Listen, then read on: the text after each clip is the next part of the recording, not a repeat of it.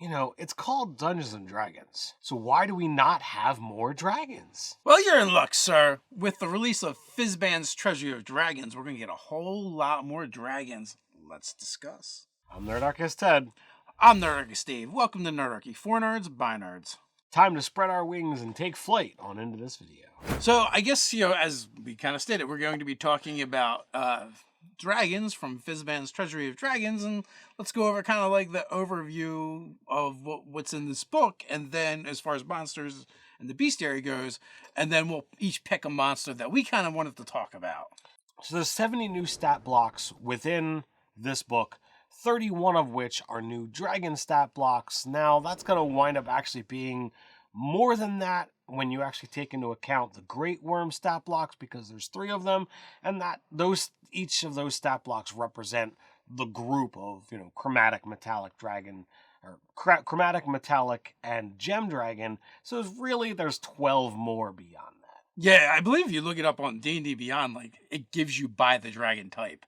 It breaks them up. There's several different things where it's like that, where there's one monster entry in this book on D&D Beyond gives you 12 more monsters. So that's really great, but that's not all. We're still going to get aberrations, undead, constructs. We're going to get other types of monsters in this book. And honestly, like we had mentioned, we're going to pick, we want to talk about certain things, and we each pick a monster. And it was really hard to pick because there's so many cool things. The animated breath is such a cool idea. Some dragons have, they've crafted magic that allows them to animate their breath weapons. So thematically, the idea of a dragon starting the fight by breathing on the party, and then the breath lingering and then coalescing into another monster is super thematic, super cool. The Draco Hydra, which is it's like a little baby mini Tiamat. I mean, when we say baby mini Tiamat, it's still a challenge 11. It's still a powerful monster. There's a lot of fun things there. I even did an article that's got a kind of souped up version of that, or a powered down version of Tiamat over on the website. And it's another way to kind of get use of the aspect of Tiamat, Gargantuan Mini by WizKids. Just so there's more ways to add more dragons and monstrosities into your game. I mean, obviously, most people probably already know, all the gem dragons are now in here. They've also brought some dragons back from the past that we've seen, the deep dragon. They elaborated on the turtle dragon and gave, different sizes and ages for that. Super cool. Draconians are back. Although they renamed them all, they didn't use the Dragonlance names, which I thought was a little bit odd. And it makes me not wonder if there isn't, some legal thing going on there where maybe Hickman and Weiss have all the rights to that stuff, so they couldn't just reuse it again. It's possible, but I mean, we are seeing some of those, well-known authors who have written quite a lot for D&D now doing things in the worlds that they've written on Kickstarter and things. So it's out there. It's possible that there could be more coming from non-official wizards.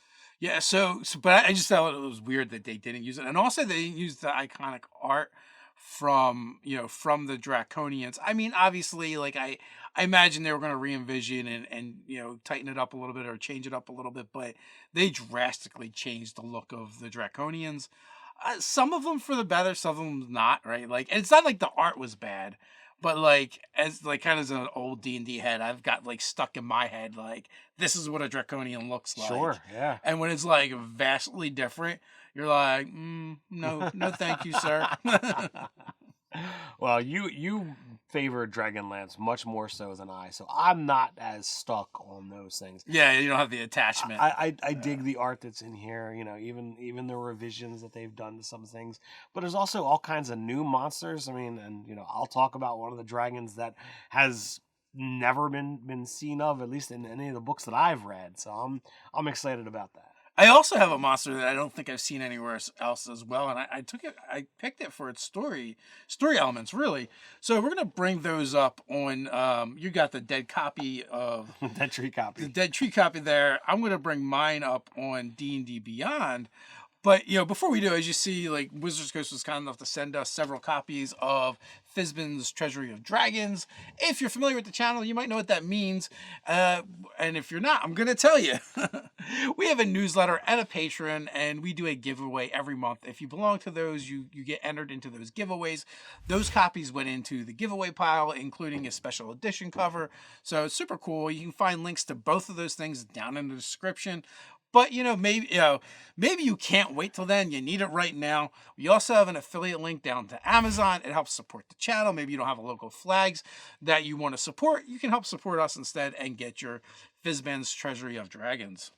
But hey, you're looking for another way to support the channel. As Dave mentioned, supporting us on Patreon is a great way to help us keep making videos like this, as well as all of the awesome content we have over on nerdarchy.com. As a special thank you, you'll receive 5e content for players and DMs alike every month. We're making magic items, we turn them into print and play cards, drop-in encounters, monsters, feats, spells, races, subclasses, things I'm probably even forgetting about, a chance to game with Nerdarchy, and more. There's a link in the description, one of these cards as well, for a free patron sampler that you can just go download and check it out, see if it's a way you would like to support Nerdarchy.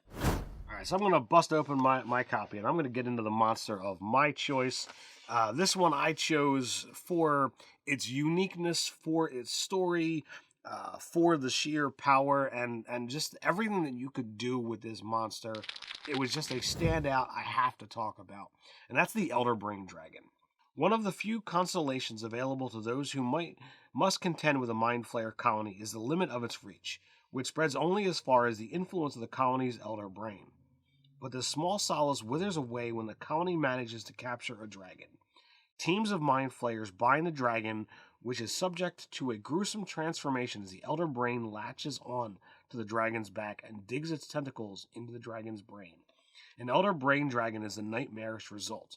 Using the mobility of the dragon's body, the Elder Brain can now serve as a powerful general to Illithid armies, free from the confines of its brine pool. The Elder Brain Dragon becomes a psychic threat in addition to a physical one. Its body, rife with aberrant influence, pulses with psionic power. Even the Elder Brain's dragon breath weapon mutates during its transformation, becoming a stream of briny liquid roiling with illithid tadpoles. These tadpoles can swiftly slay victims and transform them into Mind Flayers, allowing the Elder Brain Dragon to grow its own roving colony. And dear God, it's a Challenge 22 monster with ridiculous hit points. It's got the ability to fly at a speed of 80 feet. I already said it's got a nasty breath weapon that actually produces tadpoles, which can infect and create more Mind Flayers. Like, literally, there's nothing to stop this thing from just be like, I'm going to fly over this town, breathe, and launch a whole bunch of tadpoles, go recover its breath weapon, go hit another town. Like, the vast reach of Mind Flayer growth with just this singular creature, like, it's horrific and is absolutely powerful enough, devious enough to be its own, like, campaign threat. Like, everything. My mind is a whirl. I love everything about this, from its, sickening devastation of abilities down to its rich lore, deep within the uniqueness of that, which is the Mind Flayer, a very D&D style monster. Mwah, love it. Yeah, when you're reading the description, I'm like, this thing is terrifying without even getting into the mechanics and the stats of it. Mm-hmm. I mean, one, it gets 4 attacks around and 2 claws, a bite, and 1 tentacle attack, and they all do decent amount of damage. Plus 15 to hit, so it's not going to miss very often. And it can grapple with that tentacle. It can have up to 4 targets grappled at a time. But I think you need to get into that tadpole brine breath weapon. All right. Well, before I go into that, all right, it's got legendary resistance 4 times a day. It can automatically succeed, and it doesn't need air or sleep. This thing can just be the mobile general, constantly. Like, this is the end world scenario if you don't have heroes to come deal with this. Nasty, nasty, nasty. But all right, you want me to get into the breath? The dragon exhales brine in a 120-foot line that is 15 foot wide. Each creature in that area must succeed on a DC 22 Constitution saving throw, taking 10 die 10 psychic damage on a failed save, or half as much damage on a successful one. On a success or failure, if the creature isn't a construct or undead, it becomes infested with illithid tadpoles. While infested, the creature takes 3d10 psychic damage at the start on each of its turns. The creature can repeat the saving throw at the end of each of its turns, ending the effect on itself after it succeeds on 3 of them. If the creature is targeted by magic that ends the curse or restores 40 hit points or more, the tadpoles infesting the creature are killed instantly, ending the effect on the creature. If a humanoid is reduced to 0 hit points while infested, the creature is stable but remains unconscious for 6d12 hours. When the period of unconsciousness ends, the creature transforms into a mind flayer with all its hit points. Casting a wish spell on the unconscious creature rids it of the infestation and prevents it from turning into a mind flayer. Which means, after it's transformed, even a wish spell is not going to turn you back into a not mind flayer. So there's a couple things. One, the actual breath weapon itself is a different configuration. It's 120 feet, 15 feet wide. Normally it's a line, but it's a super long line. It's super long and it's super wide. Like normally breath weapons are like 5 feet by, a thing, or they're a cone. Yes. So it's very unique in its destructive capabilities. 55 points of damage kills all commoners outright, or even low level adventures easily. 55. That's like up to 5th level. Yeah. For most classes, they're just mind flayers at this point, pretty much, right? So this thing's ability to make more mind flayers is insane, and can infest them. We get some legendary actions. One of them is just like a tentacle attack, but this Shatter Concentration costs 2 actions. The dragon targets a creature it is grappling. The target's concentration on a spell it has cast or the ability to maintain ends, and the target takes 19 3d12 psychic damage just because. So because. Yeah, so it can just tentacle attack people, or if it's got people grappled and their spellcasters concentrating on stuff, they just end the spells. Yeah. So utterly crazy, and I'm shocked that there isn't like, oh well, it ends the spell and the dragon gets something for the release of magic, because it could go crazy like that because it's a freaking elder brain dragon. I don't know. I feel like it's getting enough. It doesn't. I know. It doesn't need any more, Ted. I know. Why do you hate your players? All right, so that's the crazy, ridiculous, way too wacky elder brain dragon. What have you pulled up, Dave? All right, so I have the Eye Drake, and honestly, I like the Eye Drake more because of the story behind it than the abilities itself. The abilities are kind of cool, but when a beholder contends with a dragon for power and wealth, its thoughts of its dragon rival can become deeply obsessive, eventually pervading the beholder's dreams. If the rivalry lasts long enough, these fevered dreams can manifest as an Eye Drake, a beholder-like creature with draconic features. An Eye Drake resembles a winged draconic creature with no true limbs and a perpetually open mouth. Inside that mouth is a large eye that emits a breath-like wave of anti-magic energy. The creature's wings are formed from multiple eye stalks, each of which can fire magical rays that combine aspects of the dragon's breath weapon attacks and the beholder's eye rays. An Eye Drake left to its own devices exhibits much of the stereotypical behavior of a young dragon, attempting to establish a lair and a horde.